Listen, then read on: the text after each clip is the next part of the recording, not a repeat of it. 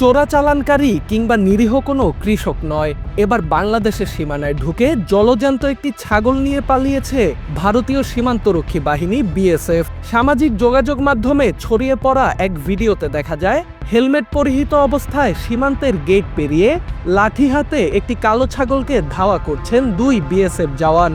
এ সময় ছাগলটিকে বাগে আনতে তাদেরকে বেশ কাঠখড় পোহাতে হয়। শেষমেশ প্রাণীটিকে পাকড়াও করে সীমান্তের ওপারে নিয়ে যায় বিএসএফ সদস্যরা। দৃশ্যটি দূর থেকে ভিডিও করে সামাজিক যোগাযোগ মাধ্যমে ছেড়ে দেন কেউ একজন। বোবা প্রাণীটির প্রতি বিএসএফের এমন আচরণে ক্ষুব্ধ প্রতিক্রিয়া জানান ইন্টারনেট ব্যবহারকারীরা। মন্তব্যের ঘরে অনেকেই লিখছেন, ওপারে নিয়ে ছাগলটিকে খেয়ে ফেলবে বিএসএফ সদস্যরা।